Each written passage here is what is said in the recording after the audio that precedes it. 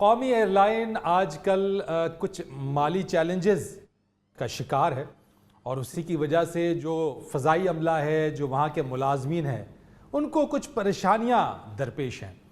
आज हमने अपने स्टूडियोज़ के अंदर मदऊ किया है कौमी एयरलाइन के एक कप्तान को। Good evening, passengers. This is your Captain Asad speaking. I would like to welcome everyone on board to flight PK007 inbound to Karachi. कप्तान साहब कहाँ से बोल रहे हैं? सामने तो आइए।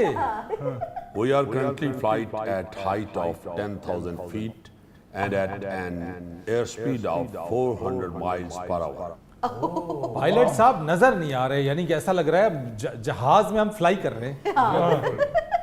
अस्सलाम वालेकुम जी। वालेकुम अस्सलाम। बहुत शुक्रिया आपका। असल में फरीद होता कुछ यूँ है कि ये जो अनाउंसमेंट होती है हमारी, उसमें खूबसूरती ही ये होती है कि शक्ल नजर नहीं आ रही होती, तो वो एक इम्पैक्ट बनता है हमारी अनाउंसमेंट का, वो मैं जरा बनाना चाह रहा था शो के दौरान। बहुत शुक्रिया आपका। कप्तान साहब, मुझे तो ऐसा लगा कुछ देर के लिए जैसे मैं और मेरे ये दानिश्वर जो है वाकई फ्लाइट में बैठे हैं, जहाज में बैठे हैं, जहाज उड़ रहा है बुलंदी की तरफ, मंजिल की जानिब गाम। तो इस पर तो आपको मेरा शुक्रिया अदा करना चाहिए कि बगैर पैसों के मैंने आपको एक जहाज का चूंटा दे दिया। बगैर पैसों के आप जहाज नहीं उड़ाते हैं और आप कह रहे हैं बगैर पैसों के झूला दे दिया। देखिए, ये जो बातें मीडिया पे आप सुन रहे हैं, मैं समझता हूं कि उसमें दूसरी साइड भी देखनी चाहिए मीडिया वालों को। जो प्रॉब्लम है हमारी, और प्रॉब्लम नहीं है, प्रॉब्लम्स हैं, उसको भी मद्देनजर रखना चाहिए। और हुकूमत को मेरा ख्याल है कि पैसेंजर्स को तकलीफ से बचाने के लिए सबसे पहले हमारे उन मुश्किलात का कुछ मदावा करना चाहिए। आपके क्या तहफ़्फ़ुज़ात हैं कप्तान साहब? देखिए, तहफ़्फ़ुज़ात सिर्फ ये हैं, पहली तो बात ये है कि आपको ये मालूम होगा कि हमें मार्च की भी तनख्वाह नहीं मिली अभी तक। जी हाँ, आप लोग तो चेक वक लेके तो प्रोग्राम करके हंस खेल के चले जाते हैं। हम लोग जो रिस्क में होते हैं और बाकायदा जिम्मेदाराना जॉब कर रहे हैं और बाकायदा पंक्चुअलिटी के साथ हम लोगों की खिदमत कर रहे होते हैं, उनके लिए ये है कि तनख्वाह तक नहीं मिली अभी। मुफ्त में जहाज उड़ा रहे हैं आप। देखिए, वैसे तो सारे पाकिस्तान में आपको हर चौक में 6-7 जहाज मुफ्त उड़ते हुए नजर आते हैं, मगर हम जो जहाज उड़ाते हैं वो सचमुच का जहाज। कप्तान साहब, ये मसला असल में नहीं है। असल मसला तो ये है कि टैक्स आपके ऊपर लगाया गया है, 35% टैक्स लगा है, और आप लोग ये कहते हैं कि हम टैक्स नहीं देंगे। तो कप्तान साहब, आप भी इस मुल्क में रहते हैं, इस मुल्क का हर शहरी टैक्स अदा करता है, तो आप टैक्स क्यों अदा नहीं करना चाहते? देखिए, इसमें भी आपको गौर से मेरी बात सुननी पड़ेगी। अच्छा, जो लोग पाकिस्तान में काम करते हैं, पाकिस्तान के अंदर जो जॉब्स करते हैं या पाकिस्तान में बिजनेस करते हैं, मैं समझता हूं कि उनको जरूर टैक्स देना चाहिए। हाँ, तो आप भी तो पाकिस्तान में ही काम करते हैं ना? यही तो आपकी गलत सोच है। अच्छा, देखिए, हमारी जॉब जो है वो हवा में होती है। हम लोग पाकिस्तान के अंदर नहीं काम कर रहे होते। हम तो थोड़ी देर के लिए पाकिस्तान में होते हैं, जो ही जहाज हाइट पकड़ता है हम पाकिस्तान से निकल जाते हैं। हम हवा में चले जाते हैं। हमसे अगर टैक्स लेना है तो कोई चील ले ले या कब्बा ले ले, या कोई अगर इस तरफ को उकाब आया हुआ है तो वो हमसे टैक्स पूछे, क्योंकि हम उनके इलाके में जॉब कर रहे होते हैं, पाकिस्तान के इलाके में नहीं कर रहे होते।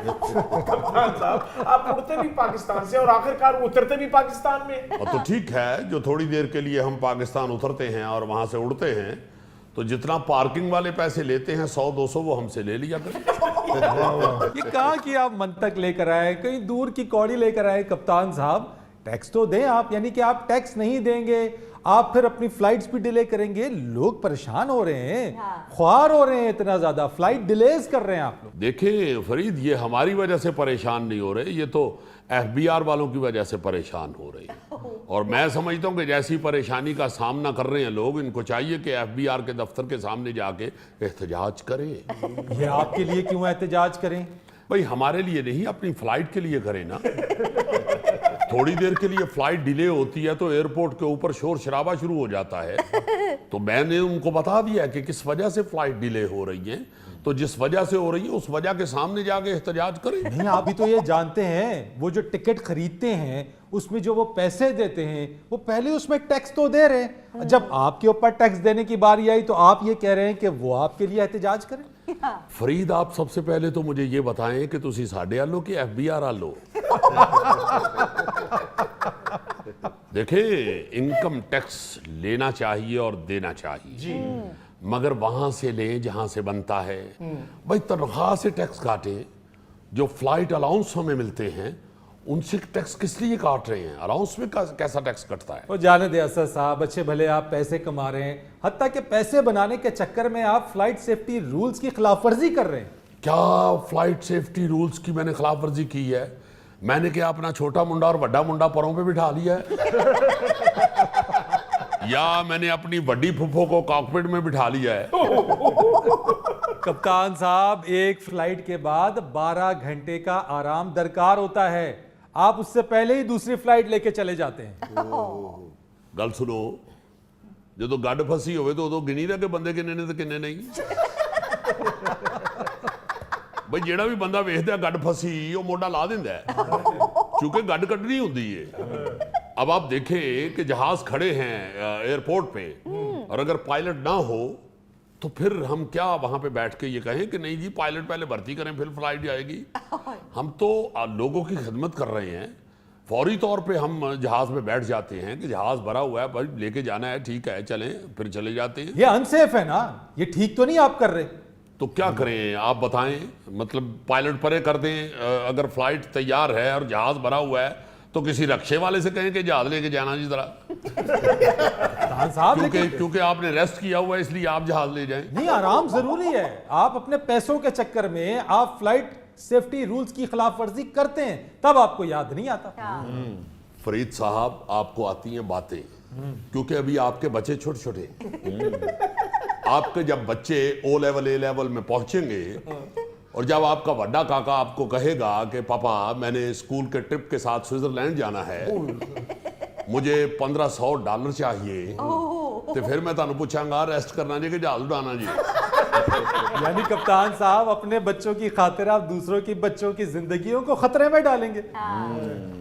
करो भाई आपस में गल्ला। बात तो सुनिए। हेलो सर, ये जितने गुस्से में गए हैं इन्होंने चबुर्जी चौक में खड़ा जहाज भी उड़ा लेना है।